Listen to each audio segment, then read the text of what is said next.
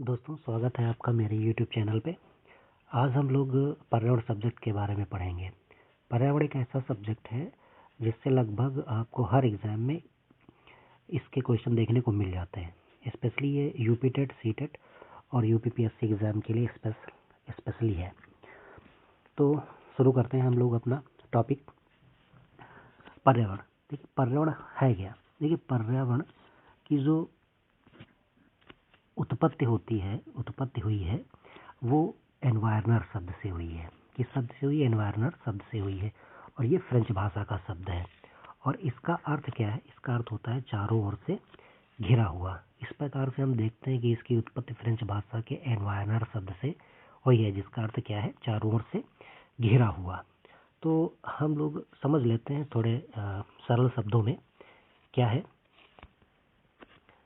कि ये जीव है, कोई ये जीव है तो इसके लिए एक उपयुक्त वातावरण हो गया। क्या है ये? उपयुक्त वातावरण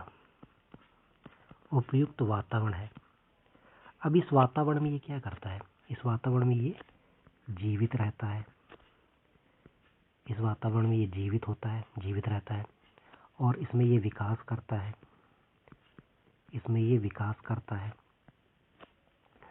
पारस्परिक क्रियाएं करता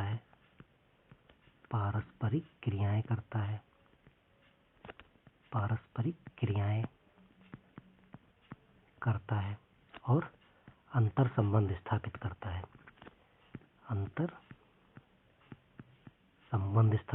है। तो इस प्रकार से हम देखते हैं कि किसी जीव के लिए यह वह उपयुक्त वातावरण है जिसमें वह जीवित रह सके, विकास कर सके, पारस्परिक क्रियाएं कर सके और अंतर संबंध स्थापित कर सके। तो ये एक सिंपल सी परिभाषा है पर्यावरण की, कि पर्यावरण प्रकृति में जीव के लिए वह उपयुक्त वातावरण है जिसमें वह जीवित रह सके, विकास कर सके, पारस्परिक क्रियाएं कर सके एवं अन्य जीवों के साथ अंतर संबंध और पारस्परिक क्रियाएं स्थापित कर सके। ठीक है, तो ये एक सिंपल सी परिभाषा है पर्यावरण की। तो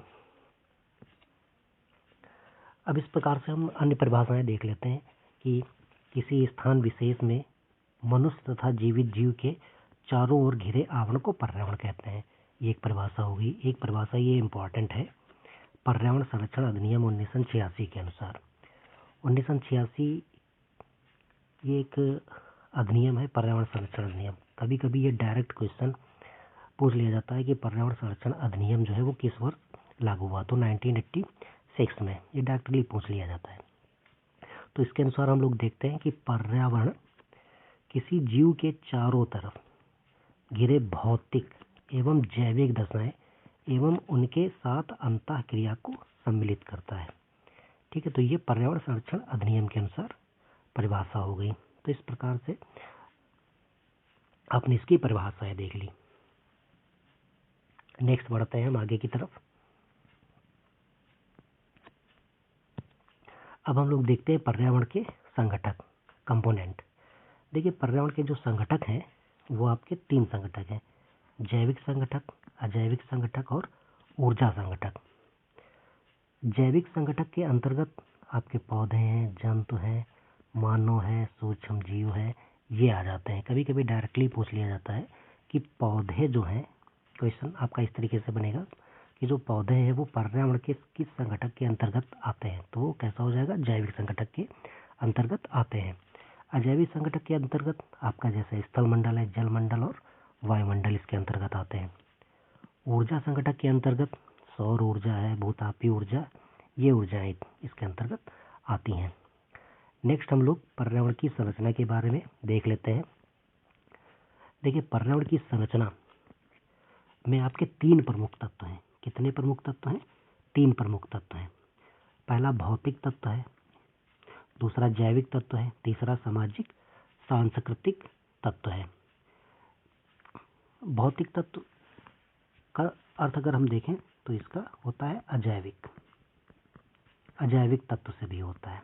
ओके, तो भौतिक तत्व, जैविक तत्व ये भी आपने पीछे देख लिए है। सामाजिक सांस्कृतिक हम आपको अभी आगे बताएंगे। नेक्स्ट हम लोग देख लेते हैं पर्यावरण के वर्ग। पर्यावरण के वर्ग, देखिए पर्यावरण के जो वर्ग हैं वो आपके 3 हैं। एक तो भौतिक पर्यावरण हो गया, दूसरा जैविक पर्यावरण होगा, तीसरा जो है वो सामाजिक सांस्कृतिक पर्यावरण हो गया। कौन सा? सामाजिक सांस्कृतिक पर्यावरण। तो एक एक करके हम लोग देख लेते हैं। देखिए भौतिक पर्यावरण के अंतर्गत आपका स्थलीय पर्यावरण आता है, जलमंडलीय पर्यावरण आता है और वायुमंडलीय पर्यावरण आता है। स्थलीय पर्यावरण क्या है? यह पर्यावरण का वह भाग है जिसमें रेत, मिट्टी,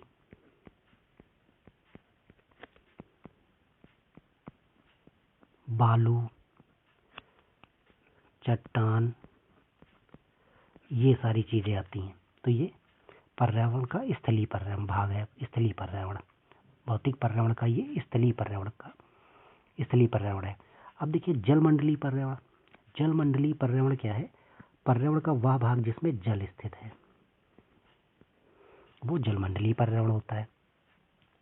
वायुमंडलीय पर्यावरण, वायुमंडलीय पर्यावरण क्या होता है कि स्थलमंडल और जलमंडल के ये ऊपर का भाग होता है। स्थलमंडल और जलमंडल के ऊपर का ये भाग होता है। ये गैसीय वातावरण होता है। कैसा होता है? गैसीय वातावरण होता है। ये कैसा होता है? गैसीय वातावरण। ठीक है। अब देखिए नंबर 2 पे जैविक पर्यावरण। जैविक पर्यावरण के अंतर्गत आपका वनस्पतिक पर्यावरण और जंतु पर्यावरण आता है। ठीक है, ये 2 जैविक पर्यावरण के अंतर्गत आते हैं। वनस्पतिक पर्यावरण के अंतर्गत क्या है? आपके समस्त प्रकार के पौधे हैं, वनस्पतियां हैं। वनस्पतियां इसके अंतर्गत आती हैं। ठीक है। जंतु पर्यावरण के अंतर्गत क्या आता है? जंतु पर्यावरण के अंतर्गत पशु पक्षी,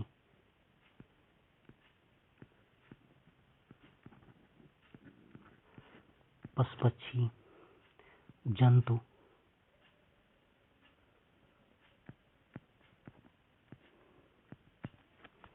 मनुष्य, ये सारे इसके अंतर्गत आते हैं। ठीक है, ये किसके अंतर्गत आते हैं? आपके जंतु पर्यावरण के अंतर्गत आते हैं। अब सामाजिक सांस्कृतिक पर्यावरण के अंतर्गत देखिए क्या आता है। देखिए सामाजिक सांस्कृतिक पर्यावरण के अंतर्गत आपके आर्थिक पर्यावरण है, मनोवैज्ञानिक पर्यावरण है, सामाजिक पर्यावरण है, प्रौद्योगिकी पर्यावरण है, सांस्कृतिक पर्यावरण है और राजनीतिक पर्यावरण है। देखिए आर्थिक पर्यावरण से क्या तात्पर्य है कि ये पर्यावरण का वह भाग है जिससे मनुष्य भौतिक पदार्थों को प्राप्त करता है। मतलब प्रकृति का वह भाग जिससे मनुष्य भौतिक पदार्थों को प्राप्त करता है।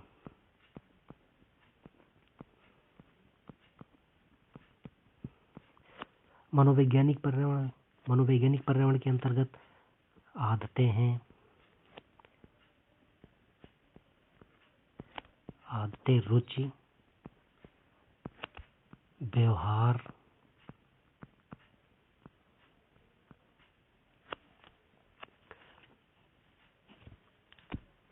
ये सारी चीजें आ जाती हैं इसके अंतर्गत। अगर हम इसकी बात करें तो ये हर व्यक्ति का लगभग आदतें, रुचि, व्यवहार ये अलग हो सकता है। इस प्रकार से हम कह सकते हैं कि मान लीजिए ये कोई 2 व्यक्ति हैं, इसका पर्यावरण एक है, इसका दूसरा पर्यावरण है, ये अलग अलग पर्यावरण है। तो इस पर्यावरण के व्यक्ति की जो आदतें, रुचि, व्यवहार होंगे वो दूसरे पर्यावरण के व्यक्ति से अलग हो सकती हैं। ठीक है, तो ये क्या है? मनोवैज्ञानिक पर्यावरण है। सामाजिक पर्यावरण के अंतर्गत आपका क्या आता है? सामाजिक पर्यावरण के अंतर्गत मनुष्य समाज में रहता है, उनसे क्या करता है? सहायता प्राप्त करता है, दूसरे लोगों से सहायता प्राप्त करता है, अंतःक्रियाएं करता है, अंतःक्रिया करता है। ये सब किसके अंतर्गत आती हैं?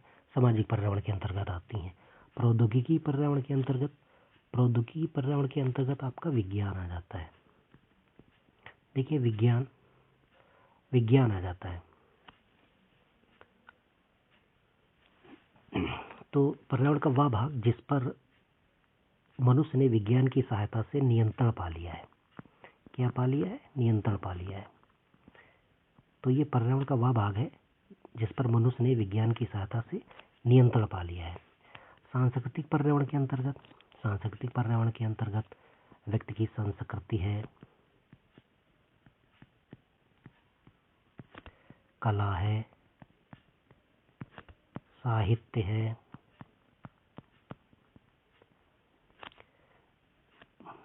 इसकी प्रथा है,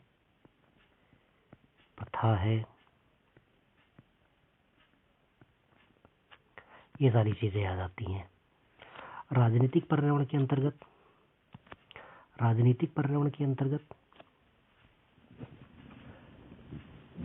देखिए राजनीतिक पर्यावरण के अंतर्गत क्या आता है। देखिए मानव ने मनुष्य पर नियंत्रण करने के लिए मनुष्य ने मनुष्य पर क्या किया है? नियंत्रण किया है। नियंत्रण करने के लिए राजनीतिक पर्यावरण को जन्म दिया है। ठीक है, तो मानव पर नियंत्रण स्थापित कर पाने और उन पर आधिपत्य स्थापित करने की मनुष्य की प्रबल इच्छाओं ने राजनीतिक पर्यावरण को जन्म दिया है। तो आई होप ये पॉइंट आपको समझ में आ गए होंगे। अब हम लोग आगे बढ़ते हैं।